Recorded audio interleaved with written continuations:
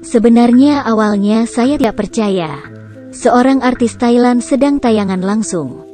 Dia mengambil sebilah pisau dan berkata, "Saudaraku, saya ingin mati. Silakan memilih saya. Potong tenggorokan tekan 1. Potong nadi tangan tekan 2. Walaupun para penonton tidak percaya, tapi banyak yang menonton karena bosan. Para penonton terus mengundi.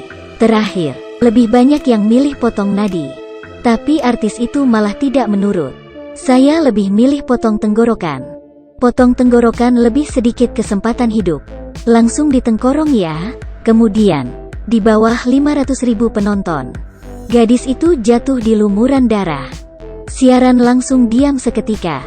Dan yang paling sedih adalah kedua orang tua artis yang menangis menonton siaran itu.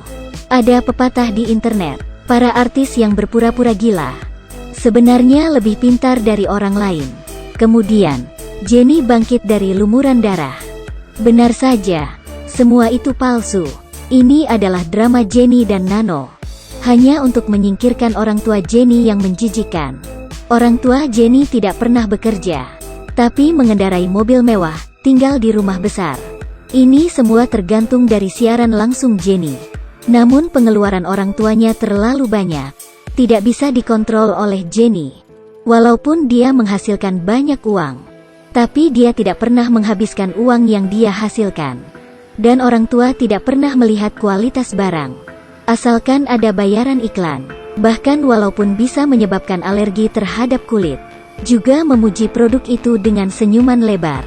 Tidak hanya itu, untuk membuat Jennie lebih cantik, orang tua mengontrol diet dia secara ketat. Tidak pernah makan daging. Jennie bisa menahan semua ini. Yang dia tidak tahan adalah malam sebelum ulang tahunnya, dia mendengar percakapan seperti ini dari orang tuanya. Tidak usah membeli hadiah. Ambil uang untuk membeli lebih banyak penggemar untuk akunnya. Jadi biaya iklan bisa naik lagi. Karena hal itu, membuat Jennie memutuskan untuk keluar dari internet. Dia harap Nano bisa membantunya. Nano dengan senyumnya, "Aku bisa memenuhi keinginanmu. Jadi artis sangat menguntungkan. Tapi menghasilkan uang pasti bahagia." Artis ini setiap hari dipaksa orang tua untuk mempromosi barang. Dan barang itu adalah barang palsu. Hasilkan lebih banyak uang saat Anda masih terkenal. Dia benci hari-hari berakting di dunia online. Saya ingin mati. Dia tidak ingin terus dikontrol oleh orang tua dan penggemarnya. Sehingga dia meminta bantuan teman baiknya untuk berpura-pura mati di tayangan langsung. Dia membohongi semua orang dan berhenti. Seperti yang dia inginkan, berita kematiannya menjadi pencarian teratas. Tak lama kemudian, dia bisa benar-benar dilupakan oleh internet. Jennie akhirnya bisa menjadi dirinya sendiri. Dia tato, cat rambut dan indik hidung. Memutuskan untuk meninggalkan masa lalunya. Dan dia juga mengubah namanya. Saat itu Jennie terasa begitu santai. Tidak perlu lagi membalas komentar 99+ setiap hari. Tapi ada yang tak terduga. Ada berita hangat di TV. Seorang gadis bernama Yuri mengatakan kepada media, dia mengaku sebagai teman baik Jennie, dan menemukan tempat siaran langsung Jennie hari itu. Di sini tidak ada mayat, dan jejak kaki yang keluar kamar. Dia menduga bahwa Jennie pura-pura mati. Jennie terkejut, "Siapa wanita ini? Aku bahkan tidak mengenalnya." Teman baik palsu berkata, "Jennie adalah orang yang hidup dengan ceria. Mana mungkin dia bunuh diri? Pasti ada orang yang berada di belakang layar." Mendengar semua ini, teman baik asli, Nano, mengeluarkan senyuman aneh. Kemudian teman baik palsu berkata, "Saya membuka akun baru saya. Membawa semua orang untuk mencari Jennie yang mati palsu. Segera subscribe saya." Dengan begitu, teman baik palsu Jennie menjadi terkenal dan mendapatkan ratusan ribu penggemar. Jennie sangat marah. Kenapa ada orang yang begitu menjijikkan? Tidak lama kemudian, teman baik palsu menghubungi Jennie dan bertemu dengannya. Di atas atap, teman baik palsu mengetahui kebenaran tentang kematian palsu. Itu karena dia telah memasuki jaringan Nano. Jaringan Nano penuh dengan fotonya. Sebenarnya tujuan Yuri bukan ingin terkenal dan menjadi artis, tapi ingin membalas dendam, dan tidak biarkan musuhnya Nano bersenang-senang. Saat kembali ke kamar, Jenny memberitahu Nano dirinya menyesal. Saya ingin pulang. Hahaha. Rupanya, jauh sebelum mereka menerapkan rencana, Nano sudah memperingatkan Jenny. Setelah rencana dijalankan, Anda tidak akan pernah bertemu orang tuamu lagi. Apakah Anda yakin ingin melakukan ini? Mereka parasit yang saya simpan. Aku akan lebih baik tanpa mereka.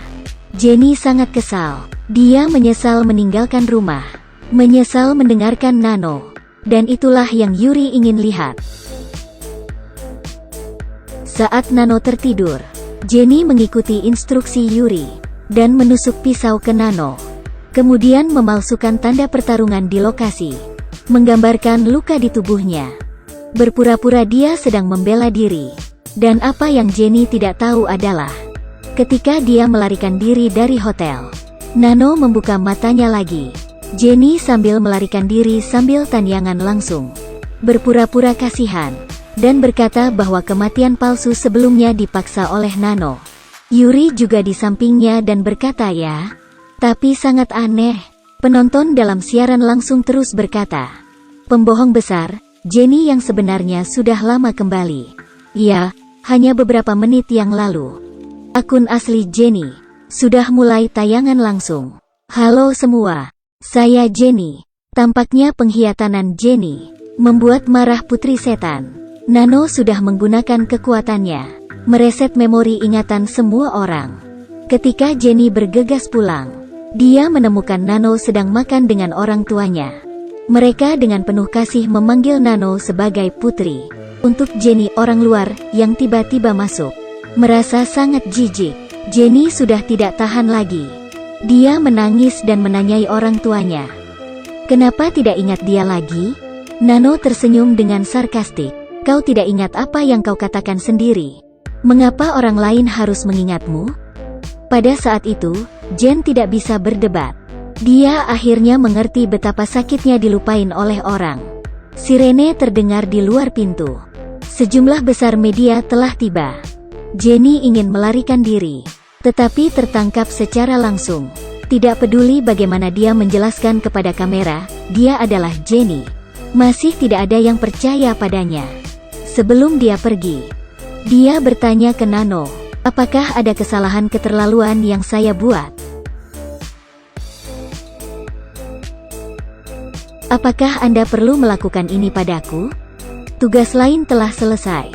Tapi kali ini Nano tidak senyum seperti biasanya. Sebaliknya, dia terdiam. Apakah pertanyaan Jenny itu membuat putri setan mulai mempertanyakan dirinya sendiri tentang kebaikan dan kejahatan di dunia? Selanjutnya, cerita seperti apa yang akan terjadi padanya? Baiklah, aturan lama. Jika masih ingin mendengarkan cerita Nano, jangan lupa like dan subscribe ya. Terima kasih sudah menonton. Sampai ketemu lagi. Bye-bye.